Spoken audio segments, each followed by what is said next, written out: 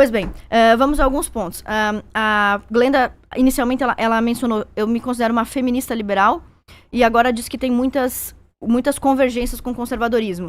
E em muitos momentos também, ser liberal e conservador é incompatível, em outros momentos ser conservador e feminista é incompatível. Eu não tô dizendo que você não pode fazer isso, você pode perfeitamente fazer tudo isso que você quiser, né, você sabe disso, mas eu acho que aí a gente precisaria escolher uma definição mais precisa sobre o que nós vamos falar mal. Mas tudo bem, vamos falar mal só do feminismo, então, por enquanto. Mas quando você fala do liberalismo e sobre os grupos se organizarem, sim, eu creio que os grupos podem se organizar.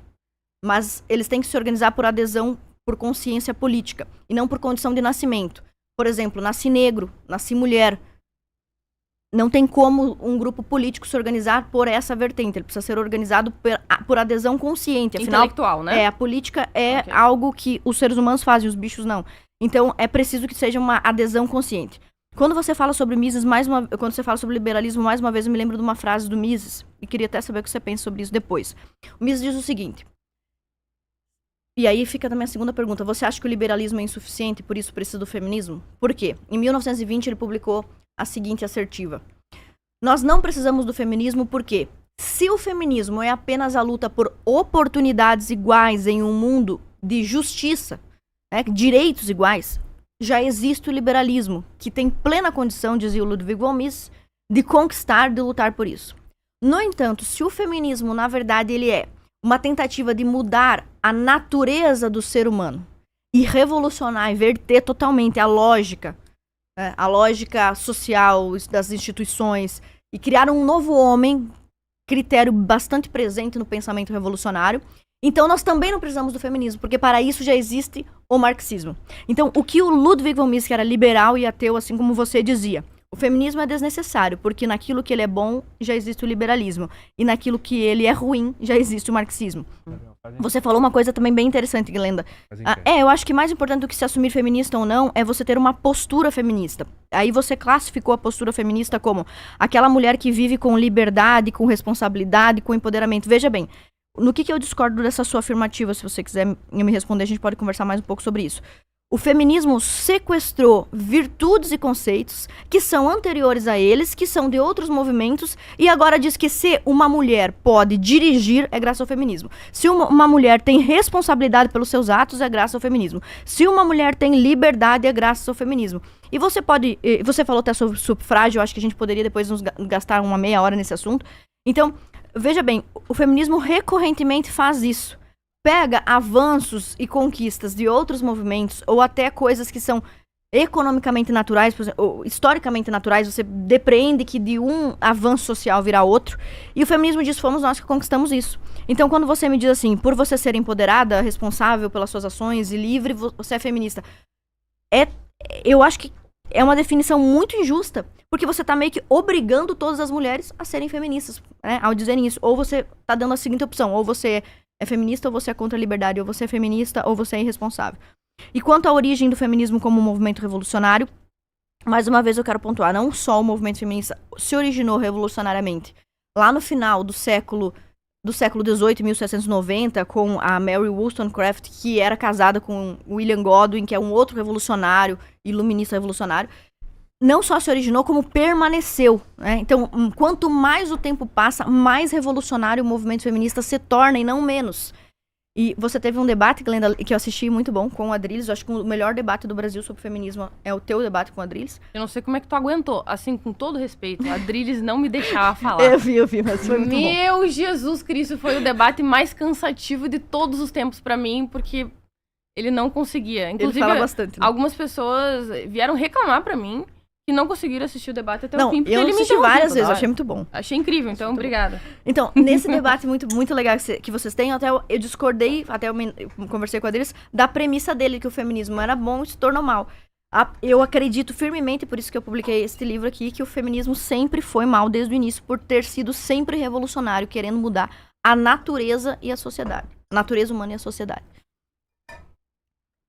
O Edo? Vai lá, Glenda. Eu vou ficar nesse assunto aí por um bom tempo ainda. Tá? Vai lá, Glenda. Pode ir. Mas, primeiramente, em relação às teses, né, que eu tinha trazido de que não existe no conservadorismo, nem mesmo no feminismo, no geral, é porque, por exemplo, o ambientalismo ele já foi uma pauta conservadora, porque havia essa movimentação do mundo do campo para as cidades, para a zona urbana, e os conservadores eles tinham essa percepção de que era importante manter aquele paraíso idílico da vida simples, no campo, em contato com a natureza e com os processos sob a lei divina. E hoje em dia a gente sabe que o ambientalismo ele está num lado completamente oposto. Ele está sendo defendido por progressistas, certo?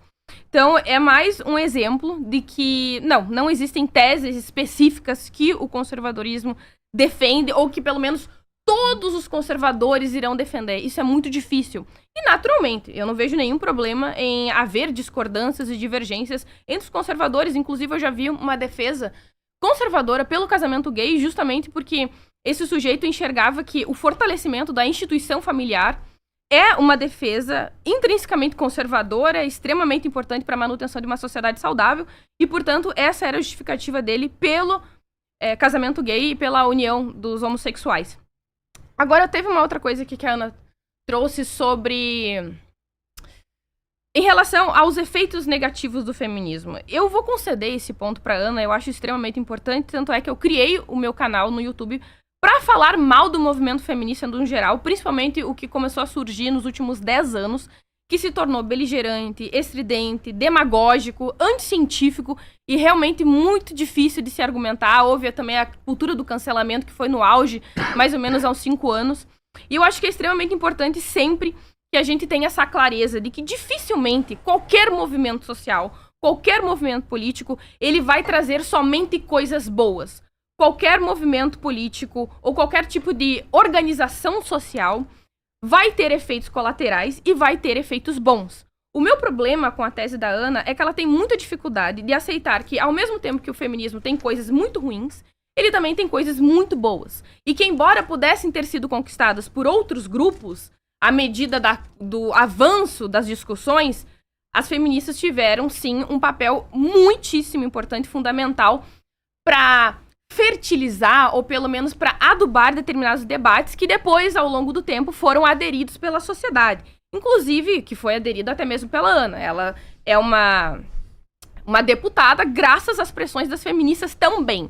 Essa é uma outra coisa que eu acho que é importante a gente pontuar, que não é porque o movimento feminista ele tem aspectos e teses em comum com outros grupos que ele não tenha relevância. Dificilmente o movimento social, um fenômeno social, seja ele revolucionário ou não, vai ser fruto de somente uma causa. Isso dificilmente vai acontecer. Então a gente pode pegar exemplos em relação à guerra, mais uma vez, esse caso específico. Pode ser oriundo de causas econômicas, pode ser de causas de guerra civil, causas de escassez de recursos, ou senão pragas, enfim, existem inúmeros outros motivos.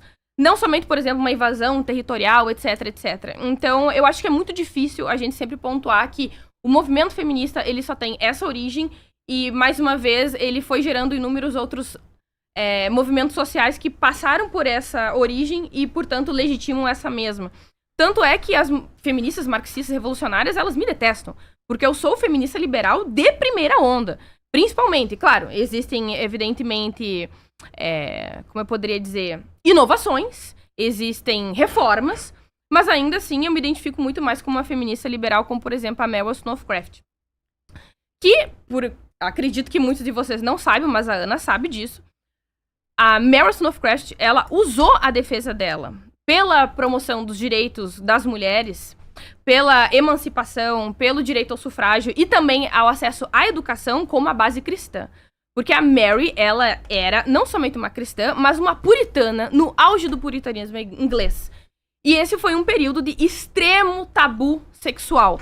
E a base de justificativa da Mary era de que, ao longo dos dias, a beleza da mulher se empalideceria, haveria uma monotonia dentro do casamento, e, portanto, isso promoveria o adultério dentro dessa união.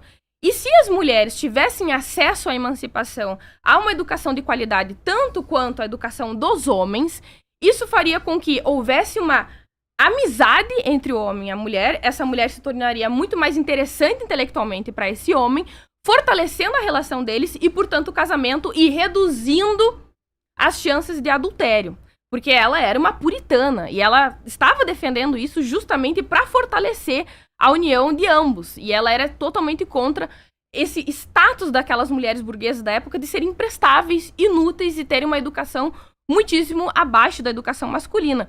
Inclusive, isso aconteceu também durante o período da nobreza, tá, gente? Assim, era um nível de distinção de educação entre homens e mulheres que era absurdo, tá? Enquanto as moças, elas aprendiam etiqueta, a bordar, costurar, ou cozinhar, cuidar dos filhos, e no máximo um pouco de alfabetismo, e também música, ou tocar algum instrumento musical, os meninos aprendiam filosofia, aritmética, latim, francês,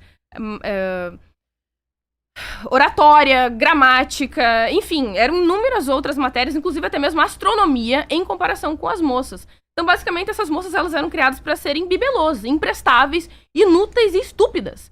E Mary, evidentemente, ela veio para demonstrar que não, isso é simplesmente injusto, e ela trouxe essa defesa através de uma base, de um fundamento profundamente cristão. Pronto? Meu Deus, muita coisa. Vamos Desculpa lá? aí. Foi muita coisa, hein? Posso continuar aqui? Pode. Então vamos lá. Vamos lá. Vamos lá. Você falou assim, hein, nós não devemos definir o que é ser conservador, o que é ser revolucionário. Ou talvez a gente tente definir isso, mas as pessoas vão fazer outras coisas. As pessoas vão ser incoerentes. Mas é que, bom, nós temos que entender que os conceitos, a verdade, ela existe e os conceitos existem. As pessoas estão, algumas mais próximas e outras mais longe dessa verdade ou desse conceito. E as pessoas também têm o direito de ser incoerente. Porque, para ser coerente, é preciso refinar o seu pensamento a respeito de algo. Então, por exemplo, é possível que exista alguém hoje que é ambientalista e conservador.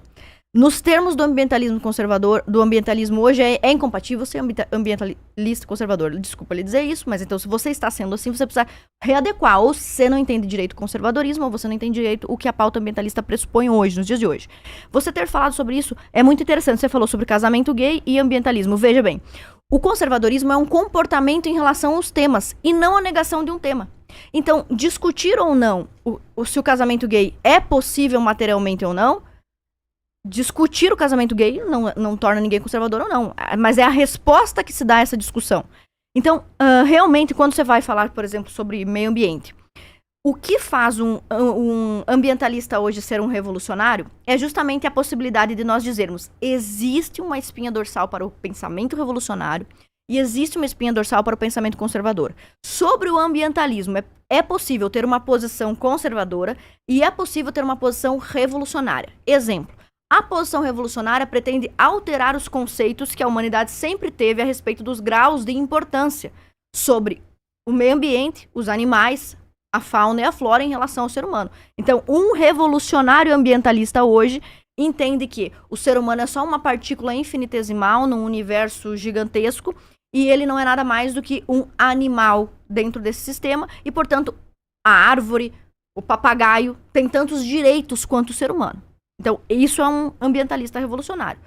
O conservador que pretende proteger o meio ambiente, ele também existe, mas ele vai ter uma forma de atuar no meio ambiente que pressupõe a experiência, o que a experiência nos disse que funciona, né? Então, a experiência nos diz, por exemplo, que quando nós começamos a comercializar galinhas, nos alimentar com as galinhas, apareceram mais galinhas no mundo, porque nem sempre se comeu galinha, né? Então, a partir do momento em que o ser humano começou a usar a galinha como alimento, a galinha não diminuiu, aumentou, tem mais galinhas agora. Então, o conservador, ele estuda, sim, a pauta do meio ambiente, só que sobre um viés conservador e o revolucionário sobre outro viés. Agora, você me dizer que existe um conservador que defende o casamento gay é absolutamente problemático, porque é essencialmente revolucionário você alterar o conceito das palavras, ou dar às coisas uma falsa natureza. Então, o que sempre foi considerado família, o que sempre foi considerado casamento, ou seja, família natural, ou casamento natural, para um conservador conceder que é materialmente possível um par de homossexuais ter este tipo de casamento, esse conservador vai ter que negociar os termos tradicionais e naturais do que se entende por família e por casamento, ou seja, imediatamente ele se torna revolucionário, porque ele nega todos os conceitos milenares que nós temos a respeito, tanto do casamento quanto da família. Então, eu acho sim, Glenda, que nós precisamos acreditar que existe um conceito de liberal perfeito, existe um conceito de conservador perfeito, ainda que nenhum de nós, nem você, nem eu, nem ninguém que está nos assistindo, consiga se encaixar perfeitamente nesse conceito.